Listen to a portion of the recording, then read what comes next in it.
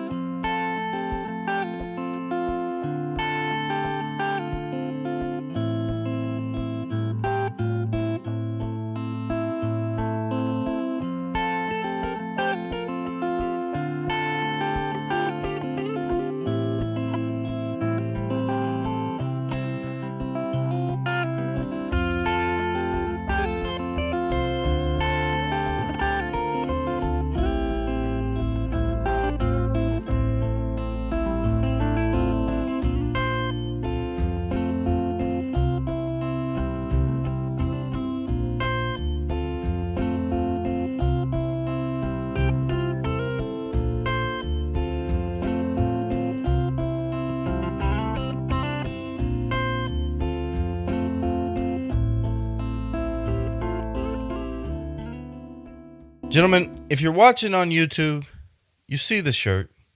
It's the pickup from Roback. It's trucks. What a dad thing to wear.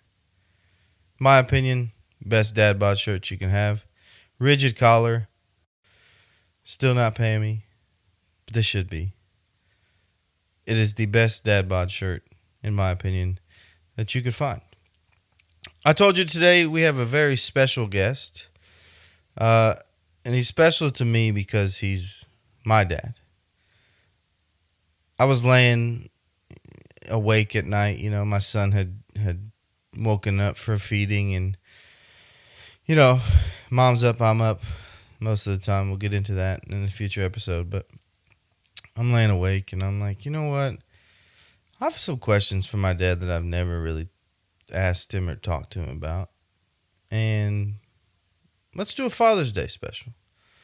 Right, it's a special day. I think it goes deeper than just a regular old episode that we need to devote some time and some energy to it. And so that's exactly what we did. My dad and I sat down on Zoom for probably about a good hour, and you're going to hear the interview.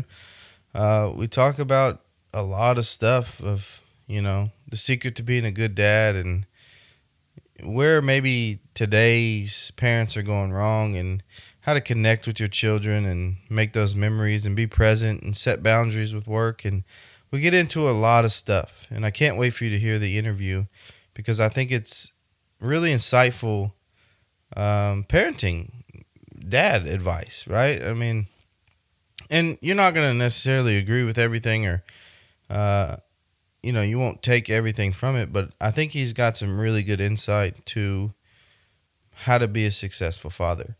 In my opinion, my dad is a very successful father. He raised 3 beautiful children that are successful in their own aspects in their own life, right?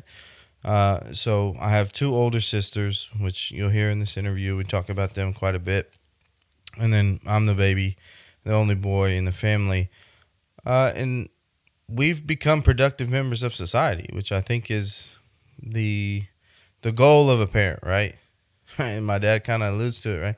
I didn't want to screw you up enough to where you looked at life weird, right? And I think that's the goal of every parent. Create a productive member of society. And so I think that he, along with my mother, you know, she's gets just as much credit as he does as growing us up and raising us properly. But I think he did a very good job of raising us, and I'm excited for y'all to hear the interview. And I'm gonna stop rambling, and we're just gonna throw it straight over there, and hopefully you enjoy the Father's Day special. A big happy Father's Day to everybody out there, dad bods and non-dad bods alike. We love you. Thank you for being a father and doing the best that you can for your children. Let's throw it over to my dad, Mark Patterson. Ladies and gentlemen, let's welcome in a very special guest, the first guest to the Dadbod Dadpod, and a fitting Father's Day special guest, my dad, Mr. Mark Patterson. Hello, Father. Hello, son. How are you? I'm honored to be the first guest, and look forward to a conversation with you on this special day. I mean, it's a big Father's Day for me. First one, obviously, is a special one. We got to spend a little time together. We got a very good gift from the Fighting Texas Aggies today, knocking off the Texas Longhorns to continue their run in Omaha. So it's been a pretty good day. How was your Father's Day? It was delightful. I was fortunate enough. Your viewers and listeners don't know that we had the whole family together last night to honor your youngest sister. You're the youngest, so she's the next one above you, who's having her second child. And so the whole family assembled yesterday at our home, and we had everybody here. So that's always special when we get everybody in the same room. My children, my grandchildren, members of my family, sister, etc. And so it was a good day yesterday and a good way to celebrate the Father's Day weekend. Absolutely. Quick trip for us, but glad we got to bring our baby boy down there and kind of meet the rest of the family. So we do appreciate you being here, Dad. Some questions that I have for you to kind of gauge your fatherhood experience and give us a little insight to how to be a successful dad, because I think you did a really good job of raising the three of us. So let's jump into it. Sure. What did becoming a father mean to you, and how did it change your life? Well, I became a father at 30. And so for my first 30 years, I thought about me, and becoming a father had to change the way I thought about life, because I couldn't just think about me anymore. I had to think about, well, your mother, my bride, and now we had a child. We got married, and 2 months later, she got pregnant with your oldest sister. And so it was a whirlwind time at that time.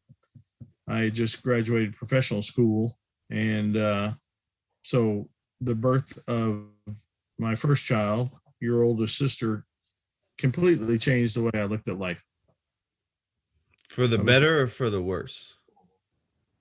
Oh, it's for the better for sure. But for a lot of years, I had a very inflated ego. I was always first. I'm the youngest of three children in my family, so I was spoiled rotten growing up. And so I lived a very, I don't know if you call it privilege, but I never wanted for anything. And my parents raised me well, but I was given whatever I needed to be successful. And so when I got out of Texas A&M, I was employed quickly and had a great job and lived a very good life. And then I went off to law school, as you know, and lived a very good life, and then got married immediately. We got pregnant, and the birth of your oldest sister, Kristen, if we can call her by name. Sure, absolutely. I was always scolded when my staff said, what daughter are you talking about? Because I would never call them by name. So Kristen, when she was born, it completely changed the way we lived and the way I had to live for the better. Yeah. I see the reflection of that today. Kristen, a devout Dadbod Dadpod listener, by the way. Not really our target audience, but doesn't miss an episode. So shout out to her for listening. You were always present in our lives, right? Like with the sporting events and after school activities and homeworks and summers and everything like that. And I think it's hard for a lot of people to manage your family life and your work life and kind of balance that out and be present with your children and have those relationships and memories. And so how are you be able to, balance work and having a good job and putting food on the table, but also being at everything, right? I think I can count on one hand the events that you missed. And so do you have any But secrets to one of balancing those those? events you will count on your hand. Your sister graduated from college, Absolutely. And that's and so you playing a baseball game is not as important as your oldest sister graduating with her undergraduate degree from college. So no I doubt. don't count. I wouldn't I didn't name any specifics, but like I said, like you moved a couple times and you were flying back for games and things like that, but uh you were still present, right? And so it's a I think it's a difficult thing that people have to go through is trying to figure out how do I provide and be the best provider as a father that I can be, but also be present and try to find some sort of balance. You got to want to do it. I fortunately chose a profession that allowed me to do that. I'm an attorney, as people don't know, and so I was able to work my schedule around a corporate attorney, not a trial attorney. So Right. I was bound by the court deadlines or the court schedule. So I'm able to make adjustments in our lives that allowed me to do the things I wanted to do. I'm a Monday through Friday guy. As you know, for your early part, you're growing up. I started work on the radio at 7 o'clock every morning, Monday through Friday. I'd work till 4:30, 5 o'clock, and then come home and I was home. And I then, and as I do today, when I come home from work, I leave work behind. I don't bring it home with me. I don't leave the office until I'm done, but once I'm done until the next day or Monday or whenever that is. So I consciously made that decision that work is work and family is family, and family was hugely important to all of us. And so we made those decisions to be at school when you did a presentation, or you and I'm sure we're going to talk before this is over about my ability to coach you for 11 years and do things like that. Most of the things happen after school, though. You're talking post school activities. Right. And so if I knew I was going to do something at 4:30, then I geared my work schedule around being done by 4:30 so I could be there. So that's a quick answer is I don't think you will make those choices unless you consciously want to do so. And if you consciously want to do so, you can make it work. Remember, everybody that you work with and work for and work around also have children. Majority of them also have children. So telling a coworker, hey, I'm going to leave at 3:30 today because I have something I need to do with my children, your coworker is going to say, well, good, because next Thursday I need to leave at 2:30. And so it's not that kind of, I've never worked in an environment where you couldn't leave and have somebody else help. Right. I think one of the biggest things that you said there was that you left work at work. Was that a conscious, like, I have to work at that because it's hard, right? You to turn your mind off of whatever you're doing. Is that something that you struggled with, or it just came naturally to you? No, I didn't struggle with it all and don't struggle with it today. I've told the people I work in the oil business now, and the people I work with know that I'm going to work as hard as I can until I get what I need to get done. And I'm not going to go home and turn on a computer and keep working. Right. See you tomorrow morning. I don't work for Patterson Oil, and so I'm an employee. And whatever I can't get to today, knowing it can be pushed to tomorrow or the next day, I'm going to do everything I can that has to get done today to get the job done. And then I'll see you tomorrow morning at 7:30 and we'll start again. So along the same line, something that I didn't really realize, I guess I was too young, but you had kind of talked to me about it, while we were pregnant and going through it. You and my mom made a decision that we would always have a parent home. What Absolutely. what do you think that did for us growing up? Well, let's put it in the context that kind of pushed us into that decision. I took a job in Corpus Christi right out of law school, and we knew no one in Corpus Christi when we moved to Corpus Christi. So we moved 4 hours from Houston, maybe. I don't know how far Corpus Christi is from Houston, which is the closest, which is your mom's side of the family, and my side of the family was in Dallas, which is, I don't know, maybe 11 hours. Yeah, a long time. And so we had no one. And so we made the decision that we weren't going to bring a stranger into the house. So your mother changed careers, and I would work Monday through Friday and be home by 4:30, 5 o'clock. And then she would go to work. She was a manager at a large retail facility, and she worked nights and weekends. Right.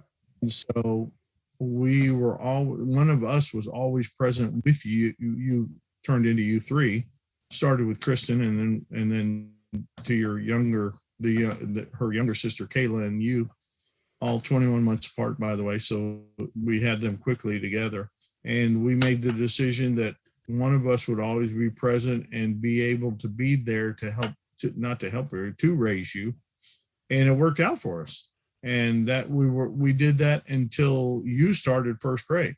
Yeah. And when you started first grade, your mother went back in the banking business, and she could work during the day, but then she would get off when y'all came home from school. And so it just worked for us. I mean, it's a decision. These are all decisions made on the fly after a lot of discussion, considerations, things like that. But it seemed to have worked for us. And I'll ask you three children if it worked for y'all. I mean, I think it did. I don't know that we ever, really longed for a parent there. Like, we had babysitters when y'all would go out later on in life. But I mean, as far as I can remember, I know that, when I was even in pre-K, mom would pick me up from school every day for half days, so I think it was. And we also had parents, your mother and I'm going to change my screen so everybody can see my shirt. Yeah. Giggle. We also had parents that when your mother and I wanted to go on vacation, because that's hugely important as well. When you have children, you can't forget that you're still married, and you've got to treat each other as if you're married.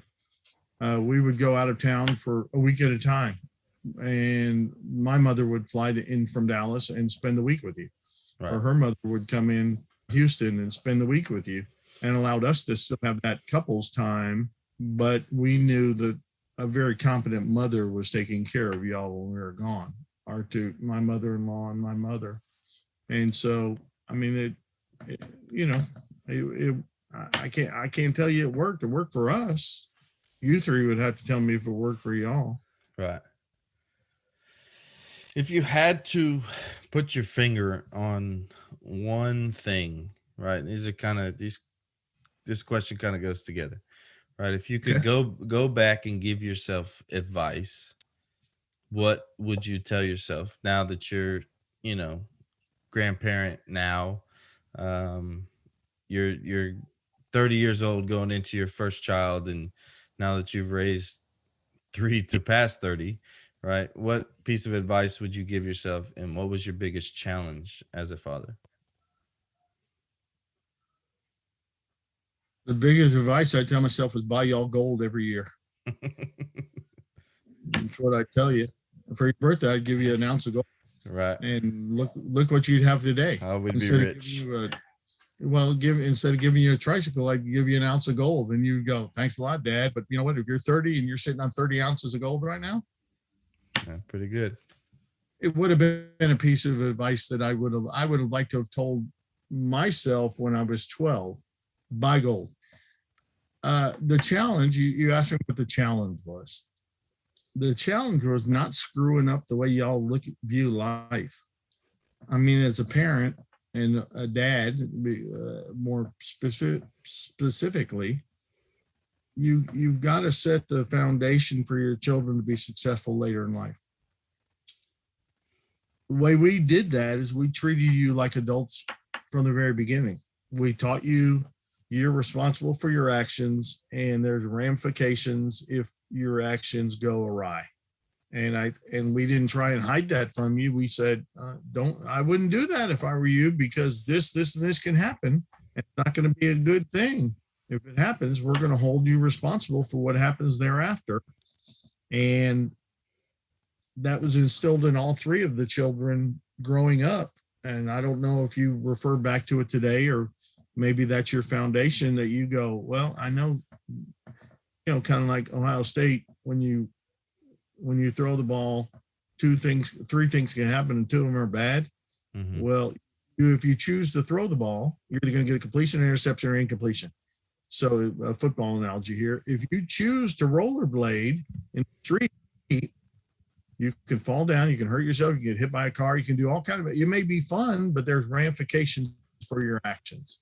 Right. And so if you ride your bike through the mud puddle, there's ramifications. You better not come home muddy. And if you think you're Superman and can get through that mud puddle without getting muddy, go ahead, bub. That's your choice, but you're going to pay the price if it goes awry. And I think I still see you three children taking that in consideration before you do anything in life. And I was going to say that was the challenge as a father, to instill that in you, that you're responsible for your actions and there's consequences for those actions. I might add, as a grandfather, and I'm 65 now, if anybody wants to know, I think that's missing today from this generation. I was about to ask you that question, is do you think that that's lost? And I see it, every day. Obviously, my profession as a teacher, I see it every day. We're just acting on impulse and not kind of thinking about what we're doing. Well, it's one of the symptoms of today. Yes, I do. I think there's, this whole everybody gets a trophy thing. It goes back to, I think that goes to it too. If you lose, you lose. You don't win something when you lose. Can I share an analogy that happened at my granddaughter, your niece's softball game a couple of weeks ago? They went up 18-0 on a team, and the parents on the other team argued that the score should not be on the scoreboard because it's embarrassing their children. Your grandmother, my mother-in-law, went ballistic, said absolutely not. She's 80 plus. Well, how old she is? I don't know. She's 80. She went ballistic in the stand, saying, no, if they're losing 18-0, they should know they're losing 18-0. They need to get better. Yeah. Well, first I was appalled that you're telling little Susie that she's losing 18-0. So they took the score off the scoreboard. It was 0-0 the rest of the game. I mean, you don't want to be losing 18-0 and play better, right? I mean, somebody's going to win 18. Somebody's going to score 18 and win. Somebody's not going to score any, and they're going to have a 0, and they ought to know it. So going to the next game, we're not as good as they are. We need to get better. It's missing from. It's a lot accountability is missing.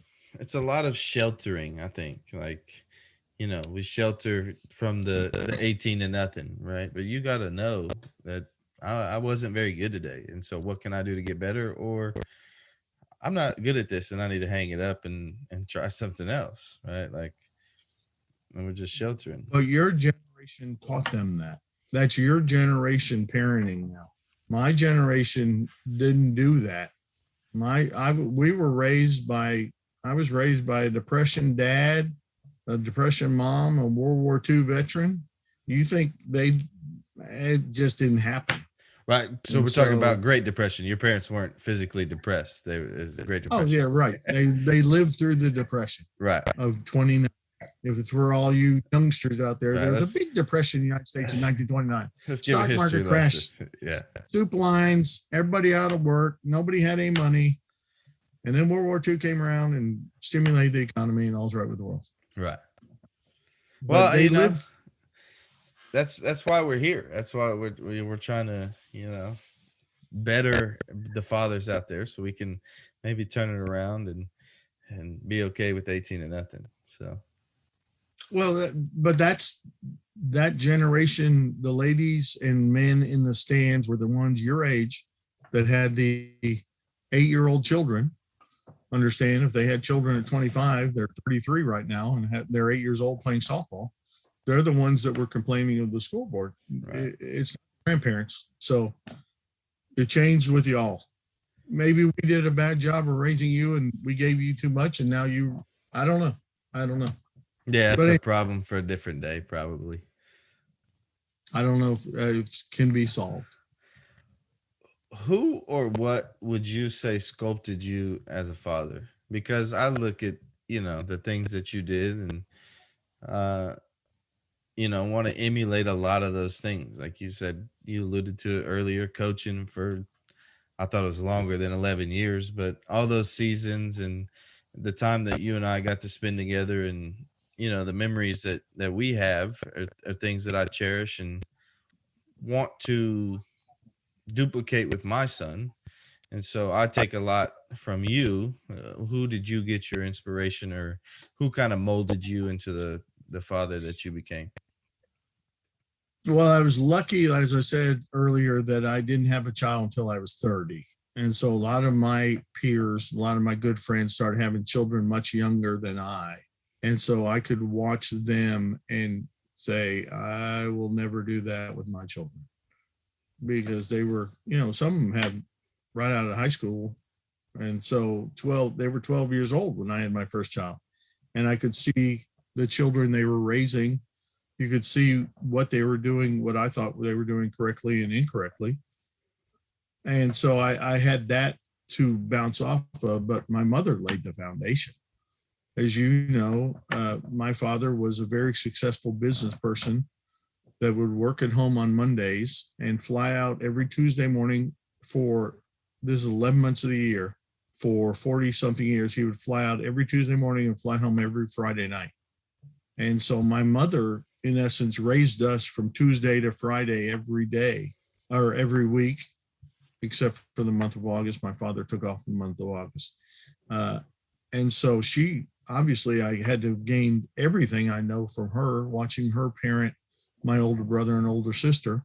And I don't know. I would have to, I'm guessing my mother laid the foundation. I would say so too, probably. I mean, you spent a lot of time with her, so I probably agree. I did, or you did? No, you did. I didn't. Well, you didn't. got to spend some time with her too. I did spend some time with her, but she was gone too early. Which do you think is harder, parenting today or parenting in the 90s, early 80s, 90s when you started? 88. Your oldest sister was born in 88. Right.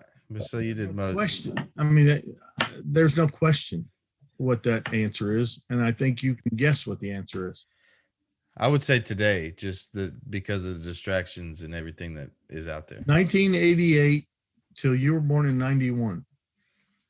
Right? I got that year right for you? That's correct. Good job. We didn't have computers. Yeah. We didn't have cell phones. We didn't have video games. We didn't have anything that you went outside and threw rocks and climbed trees. You didn't stay inside and play video games, which, by the way, if you want to have another podcast, I will tell you is the root of all evil in today's society. It's teaching people, you get extra points when you shoot people in the face on a video. So we didn't have those distractions. I think you will remember, if you haven't shared with your listeners and viewer, I don't know if you do all this, it's all listeners. You were expected to, and all of your life, you sat at the dinner table with your whole family eating dinner.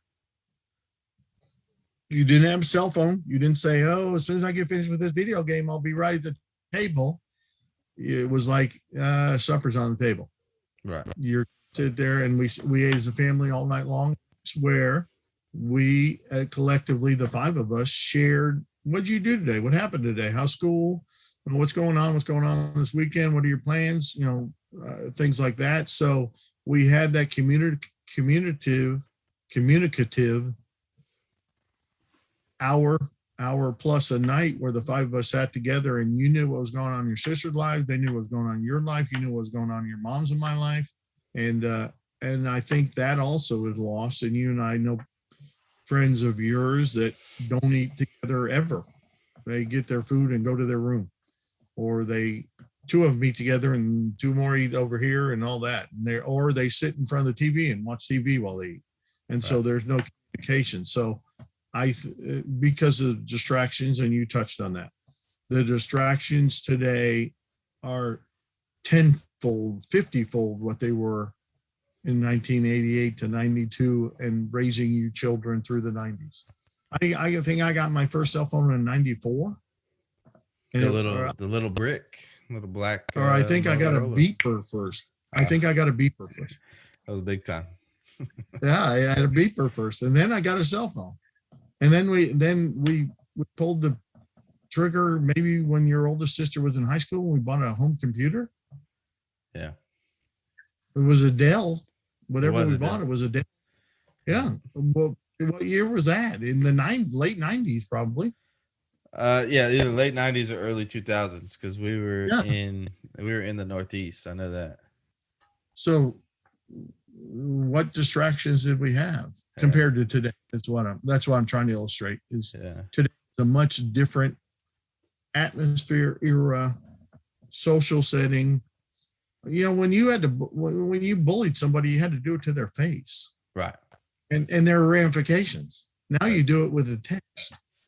And sometimes anonymously, right? Like I can create a fake profile and bully you all day long, and you never know who I am. I don't know how to do that. So. Yeah, but it happens. I mean, it happens a lot. Maybe it does. I don't.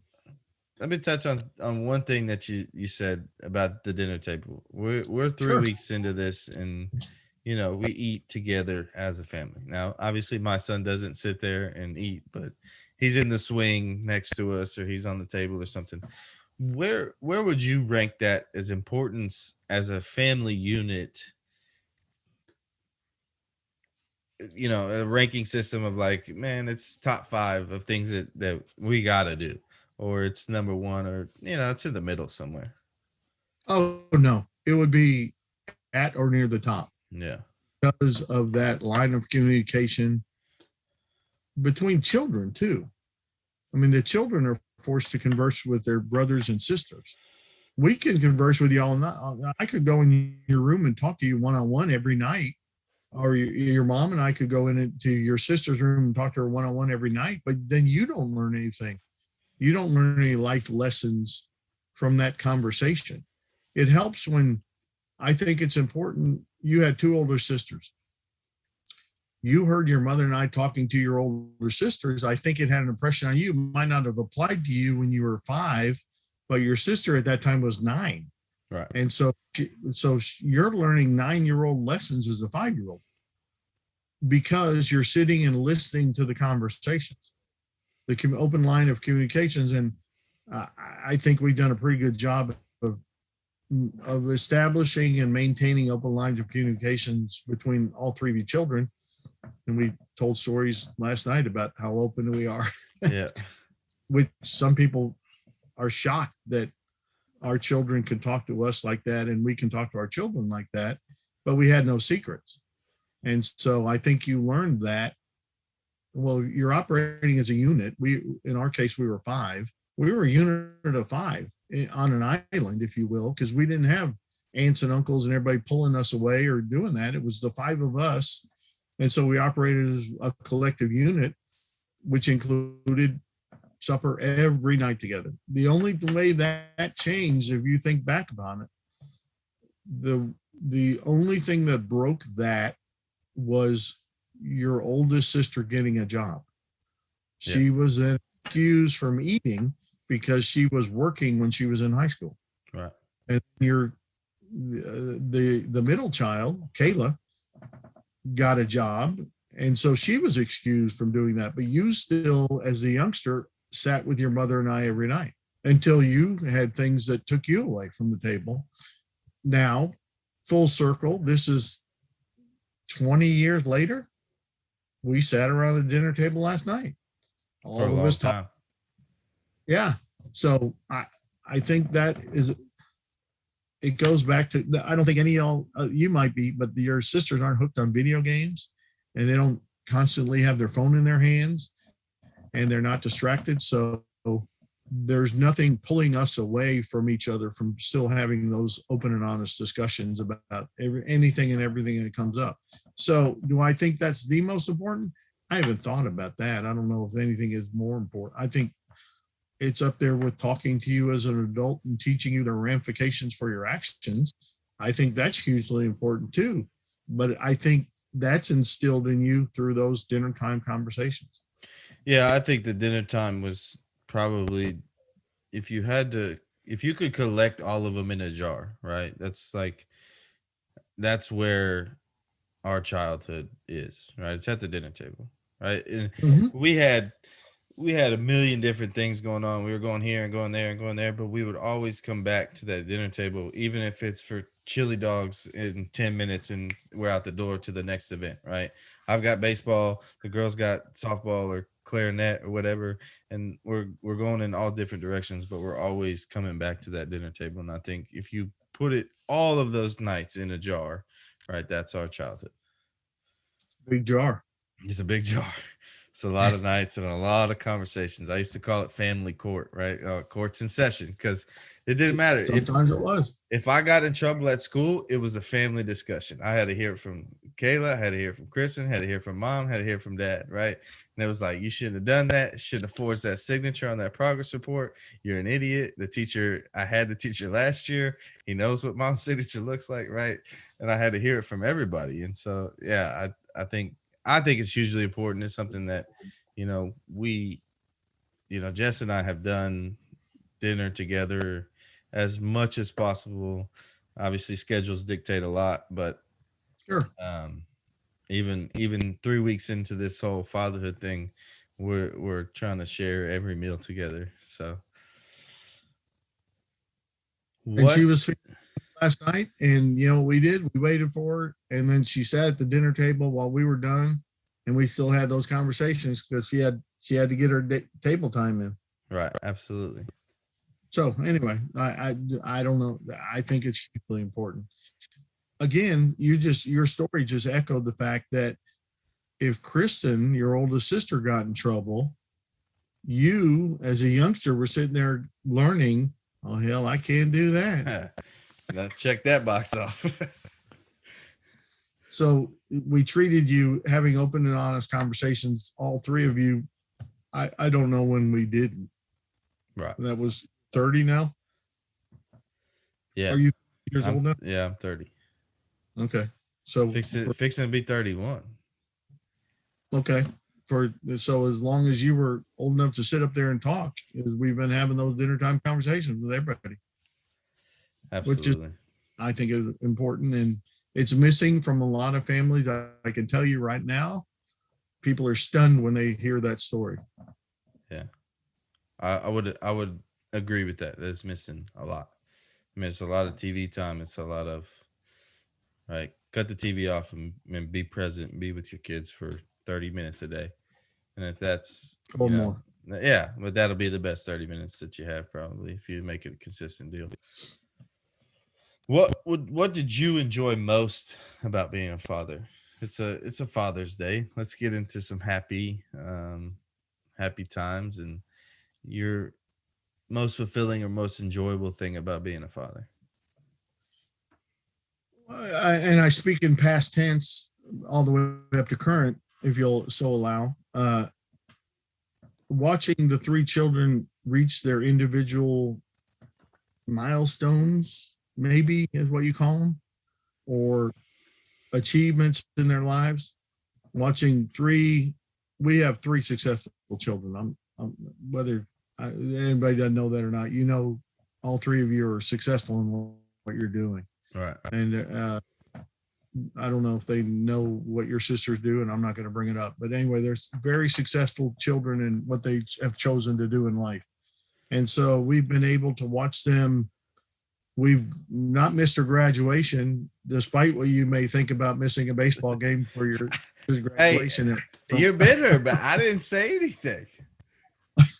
You brought it up in the past, and He's got a little chip on his shoulder there. no, you said I could count on my hand. You missed an event. And I know one of them is your regional final baseball as a senior in high school. I wasn't there because of the rain delay, and your sister graduated from Rice, and so we went to the graduation and didn't go to your baseball game. Right.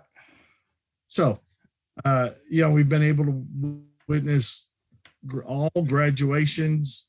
All three of you are happily married. All three of you are successful in your careers and your life choices. All three of you now have children and seem to be ecstatic with raising children. All three of you own houses. So watching that progression from, babies to success has been the most fulfilling thing about being a father. Did you ever sit back and say like, wish you luck, bud. I can't remember a time that you said, hey, I want to do this. Now, Mom, on the other hand, I'll give you a little tidbit to the listeners. I was in like 5th grade, and they had a presentation for the orchestra, right? And the orchestra guy's like, this is a violin, blah, blah, blah. And I come home jacked up about the orchestra. I go, Mom, I want to join the orchestra. She goes, oh, baby, you probably shouldn't tell your dad that. And that's where my orchestra dreams died. And it's nothing on you because I never had the conversation with you, but I could be, playing the fiddle. And we've done some crazy things. Like, we're sitting here on Father's Day having a podcast, which, I had to put on your phone and teach you how to use. And you've never once said like, it's stupid, or don't do that. Was that just like natural for you, or did you have to bite your tongue a couple of times? No, I've never discouraged any of you three children from doing what you're passionate about. I played sports growing up. Sports is hugely important in my life, to even today, be it watching, betting on, participating in. I grew, as I told you a little bit about your grandfather, who I never played around the golf with my father.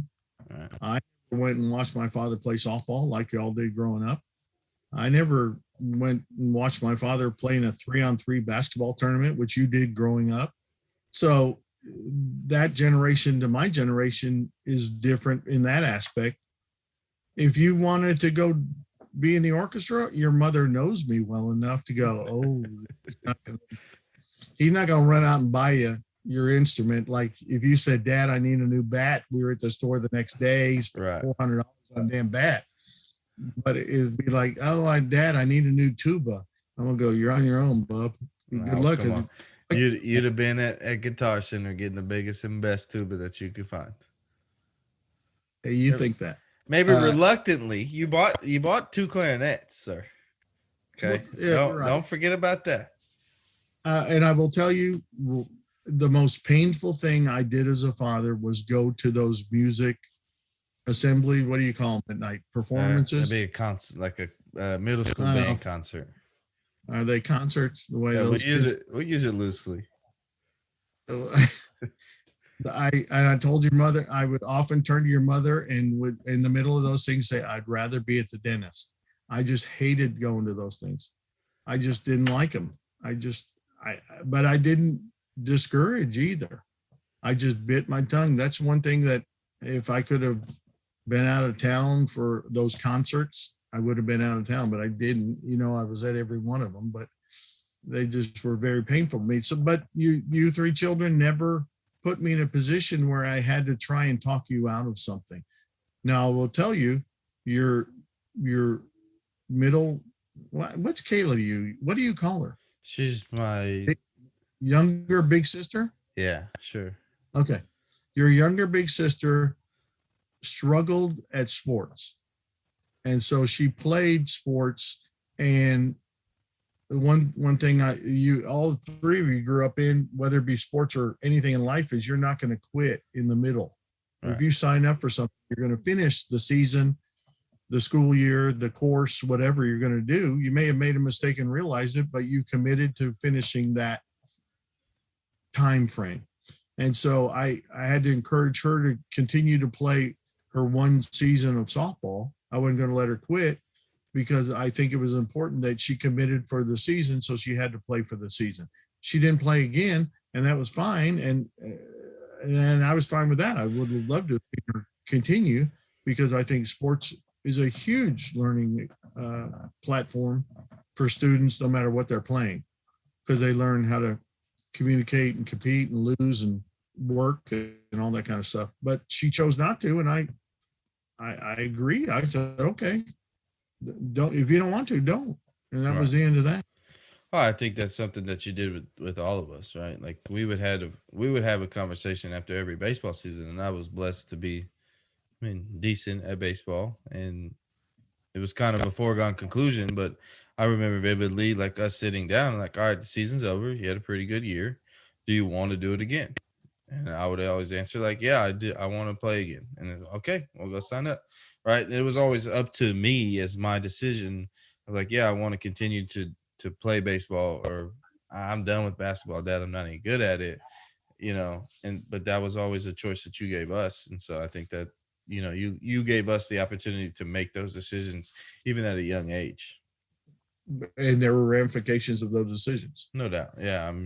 If you chose not to play basketball after however old you were, and you've never beaten me at basketball. Oh, that's not true. So, you never got better. You chose not to get better at basketball, and I was always better than you. And so that was a choice. You're a better baseball player than I am because you played through high school. Right. And I stopped after my sophomore year. So I never reached the level you did. And I'm a better golfer than you. Yeah, I'll take you. Move on. Do you have another question for me? I do.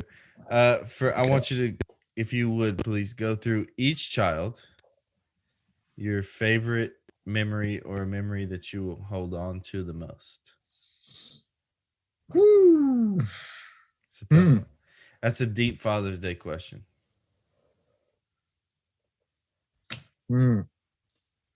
Well, Kristen, your oldest sister, taught me how to be a father. So I guess I got to focus on that. I had to learn through mistakes I made with her to be a better father for you and Kayla, but she allowed me to make those mistakes. Kayla, my favorite memory of Kayla. This is tough narrowing down to one. Y'all been alive 30 plus years each. Yeah. Kayla, I really enjoyed watching Kayla change her attitude towards you. She really didn't like you when you were in high school. No. But then y'all moved in together in College Station and became inseparable now. And it's lasted to today. I think y'all have a strong bond. And I think that's because Kayla accepted you finally for whatever reason. So Kayla's a sensitive daughter. Kristen is a mirror image of me, and Kayla's a sensitive daughter. I think more sensitive than her older sister. So, well, great. They're going to listen to this now, and I'm going to get proof from that.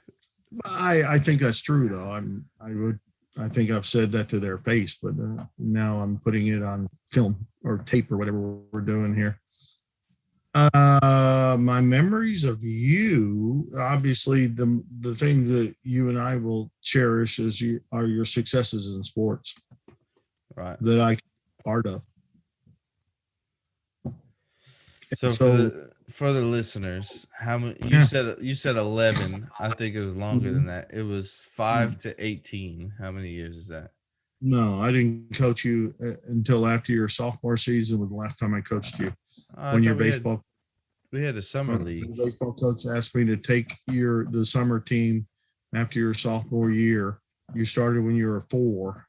We started T-ball when you were 4 because you were late. Remember, you're a late summer So you could play when you were 4 if I was coaching. Yeah. And so you were 4, and I coached you, I think, until you were 15, after your sophomore year in high school, when your coach asked me to take that team that summer. That was the last time I coached you. Yes, that would have been 16. Yeah. 16. Okay. 12 years. I thought it was 11, but I don't think you had turned yet because you're late summer birthday, but okay. 11 years. So I had the joy of being your head coach in baseball for 11 years. Yeah, it was a lot of games and a lot of memories in those in those years. And a lot of successes that I could witness. Right.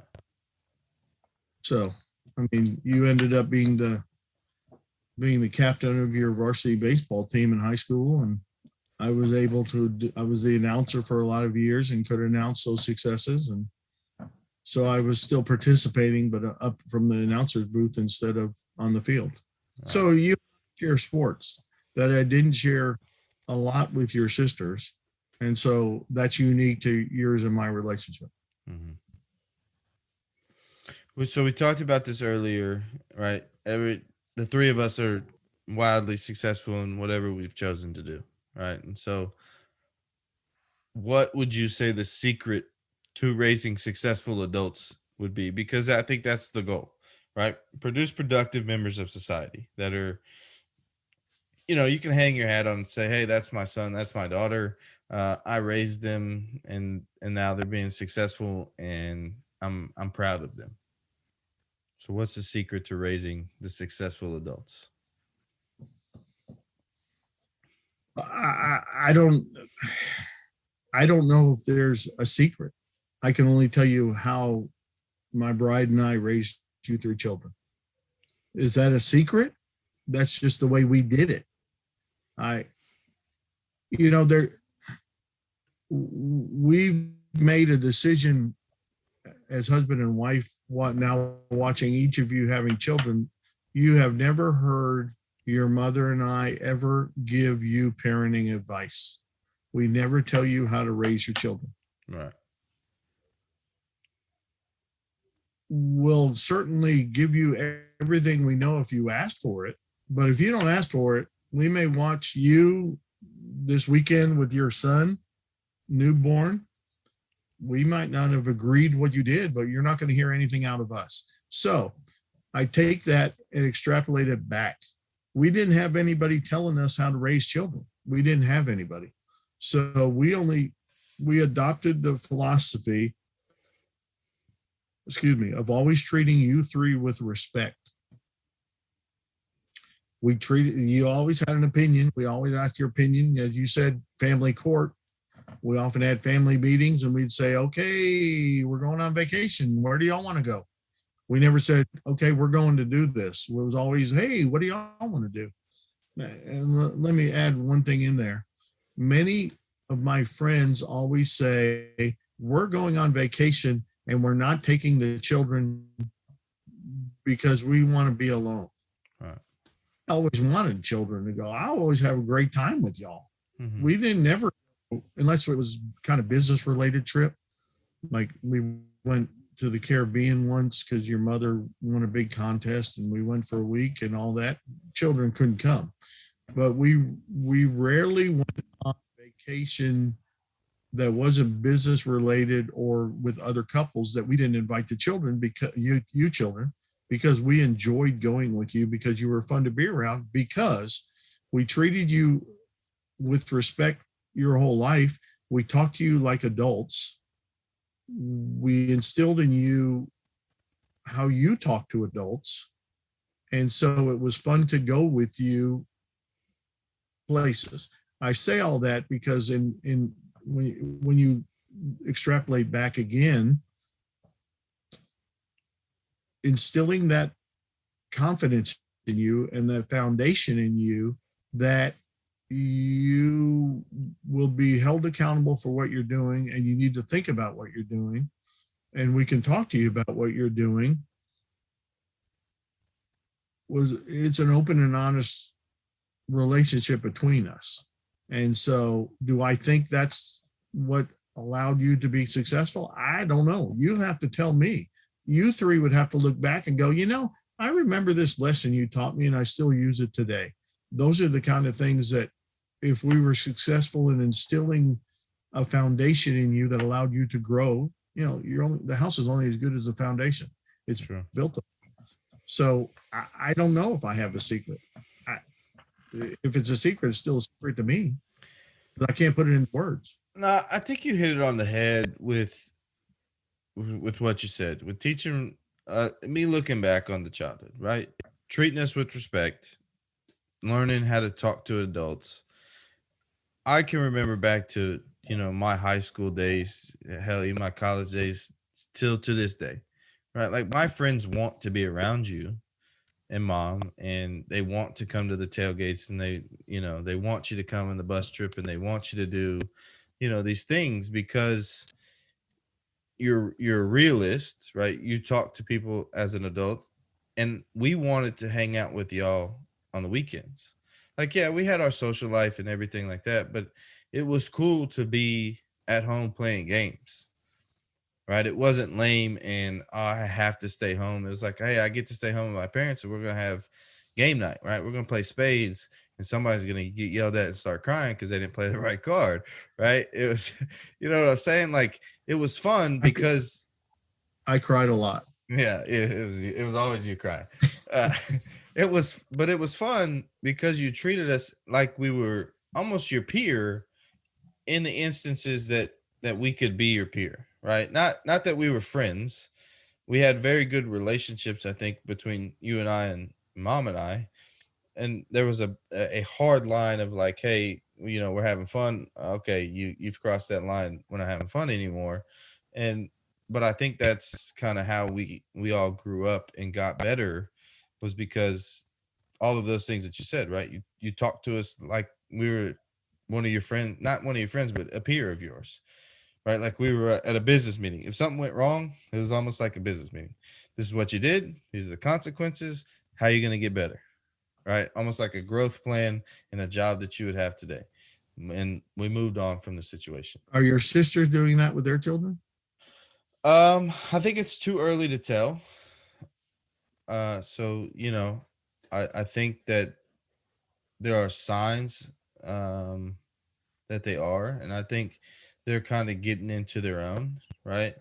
I would say that they've kind of tried to feel out how they're going to be parents, and I kind of see them reverting back to how we were raised.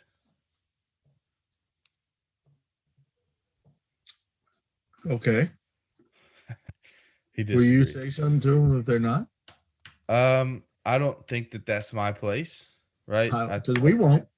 Yeah, I think to each their own, right? And I have friends that do the same thing, right? And I don't agree with them, and I think it's different if it's your really good friend, whether or your sibling, right?